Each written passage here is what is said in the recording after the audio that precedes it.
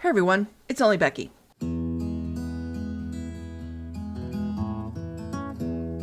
This is part 2 of my Hogwarts Legacy story mode walkthrough. If you want to watch part 1, it'll be linked in the iCard in the upper right corner and in the description box. Please remember that this is story mode, so the battles and puzzles are extremely easy. Also, none of the music you hear is from the game for copyright reasons.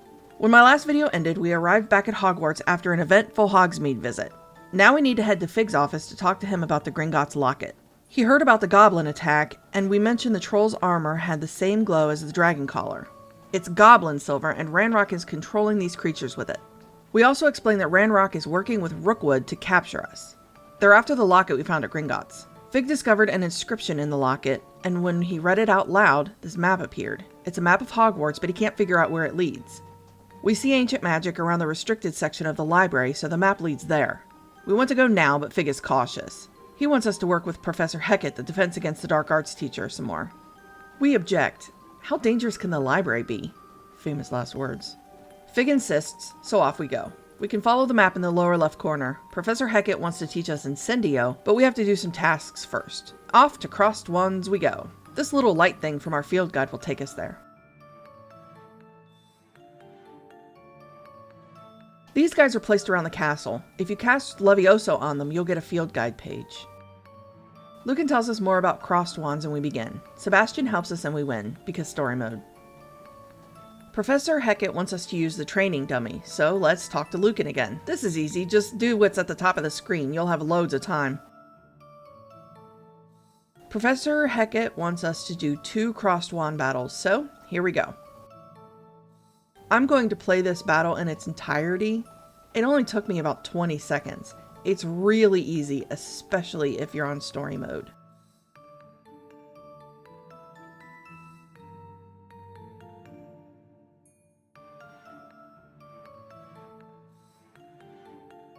Anyway, since the tutorial taught us how to use Floo Flames, we don't need to run back to Professor Hecat.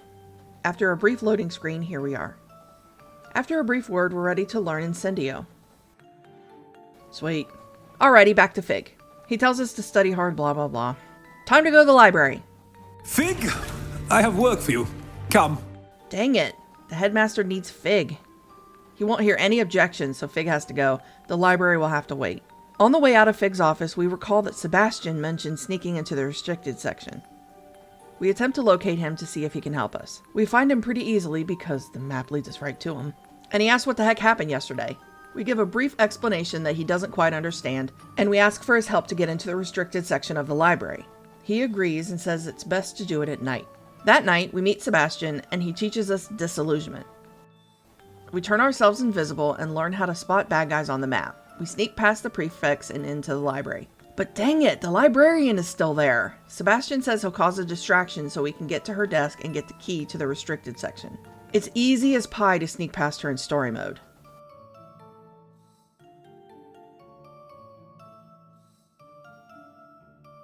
We get the key, unlock the door, and sneak past some ghosts.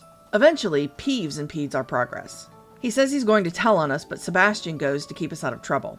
We repair the armor that's in our way and we move on. Through a door, down a tightly spiraling staircase, and we see wisps of ancient magic. We find an archway and go through it. More stairs, a chest, another door. Hit the symbol with a basic cast and the floor appears. More bad guys to fight, but it's pretty easy because we're in story mode. Through the doors, more bad guys. If you walk over here, the floor appears and you can collect this chest. Okay, hit the symbol, the floor appears, but it also starts to go away, so you have to be quick. If you mess up, you don't die, you just have to try again. So in this one, you have to go out on the floor, hit the symbol, and then run on the new floor because the old floor will fall away. More bad guys. We defeat them pretty easily because of story mode. We go through the door and it turns out we are looking for a book. We approach it cautiously and reach out to take it. Before we can touch it, however, it opens and pours what looks like liquid into the basin below and disappears. We'd experienced a pensive before, so we enter the memory. 4 people are walking to the edge of a cliff which overlooks a small town that's been ruined by a drought. The older man, whom we met in an earlier memory, looks over to see a small family, a man, a little girl, and a sick little boy. The girl looks in the well bucket, but it's empty. The older man looks at the woman with him, and she nods.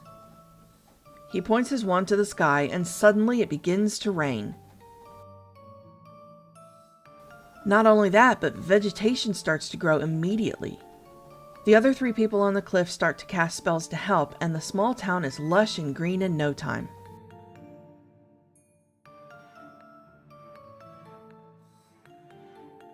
The little girl looks up and sees the 4 people.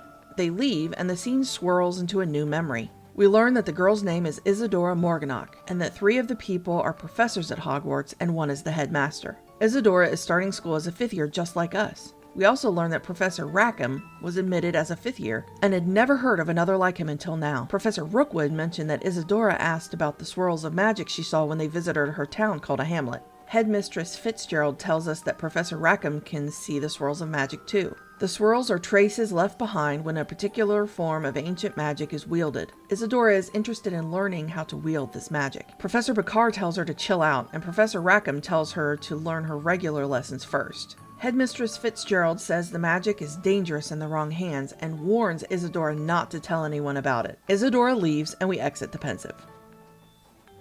After a brief loading screen, we exit the restricted section and whisper for Sebastian. We see that he's been caught by the librarian with the help of Peeves. Madame Scribner, who's the librarian, says Peeves told her Sebastian wasn't alone. Sebastian insists he was. We now know we can trust Sebastian. Now that the quest is over, the library is empty and all the danger has passed. You're free to roam around the library as you wish. There are loads of things to collect there. But for now we're going to return to Fig. We tell him we went to the restricted section, got the book, and we describe the memories we saw in the pensive. Fig wonders why those particular memories were important. I forgot to record this part, but Fig looks through the book and sees some of the pages are missing. Fig tells us to continue with our studies, particularly herbology and potions, and also not to neglect our friends because we can learn a lot from them. As we leave Professor Fig's office, we get an owl from Natty asking us to meet her in Lower Hogsfield. She wants to talk about Rookwood and Harlow, and she feels it best to do it away from the castle. This is when we get our first glimpse of the world map. It doesn't look like much now, but it will look much better as we start exploring. For now, we have to run to Natty. We don't have a flue flame or a broom to take us, so we go on foot. It takes a little while to get there, but on the way you can scan for chests and things using Revelio. This is the gamekeeper cabin. Does it look familiar? Natty said that everyone has been talking about us and that she would never forget watching Sirona stand up to Rookwood and Harlow. We have inspired Natty to take a stand of her own. Men like Rookwood and Harlow are the reason Natty and her mother left their old home, and Natty will not let them destroy their new home. Natty heard that Harlow runs Rookwood's day-to-day operation. She wants to take him down to cripple Rookwood. Natty wants to investigate a massive poaching operation that Harlow is planning.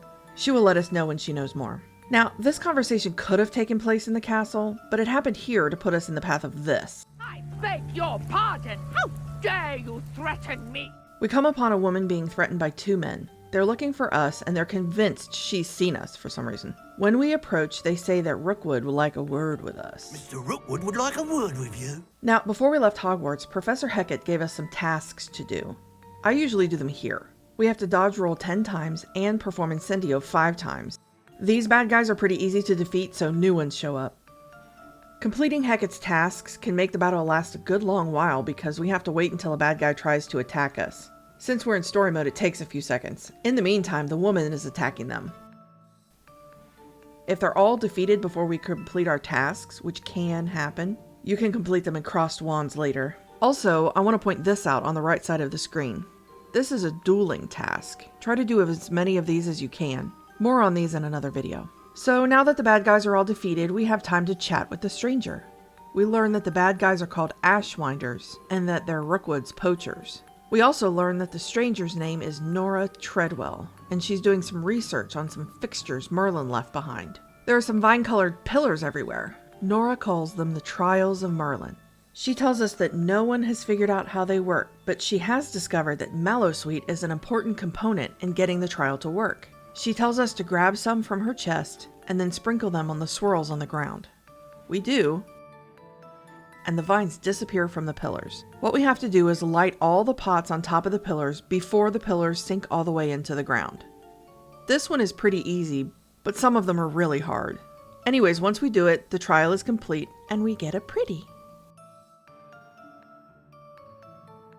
Nora is very excited and can't wait to continue her research. It's important to learn about Merlin trials because the more we do, the more inventory slots we unlock. That'll be important later. Anyways, let's get back to the castle. I didn't finish Hecate's tasks during the fight, so I need to get to Crossed Wands. I'll win this easily because story mode. And I love the outfit you win as a Crossed Wands champion. I wear it all the time, especially when the story is over and I'm outside of the castle. I wear this outfit all the time. Anyways, I'm off to Herbology where we learn about plants. There are plants for potions and plants for battle. We repot a mandrake and we learn to plant Dittany, which is used in Wiggenweld potion. In story mode, you will not need to brew Wiggenweld potion. More on that in another video. Once we plant our Dittany, Professor Garlick wants us to learn about Chinese chomping cabbage. She has Leander Pruitt, recognize that last name? Take us to them. He shows us how to use them against the training dummy. We grab a bunch and it's back to class. Another chat with Professor Garlick and we're done. Off to potions. Professor Sharp teaches us to brew a Wiggenweld potion. He also wants to teach us an Endurus potion, so we have to get some supplies from his office. On the way, we meet Gareth Weasley, who asks us to get him a Fooper feather from Sharp's office. We collect the items, give the feather to Gareth, and then brew our Endurus potion.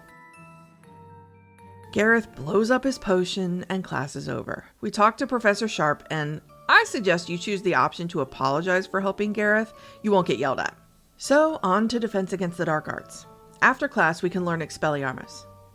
Okay, I'm going to end the video here. Why did I show you all this? Because we learned some very important things. There are several incredibly useful potions we need to know how to brew, and battle plants can be extremely helpful. Also, it's important to know how to start a Merlin trial. I'll show you how to work all the different types in future videos. In the meantime, thanks for watching and I'll see you next time. Bye!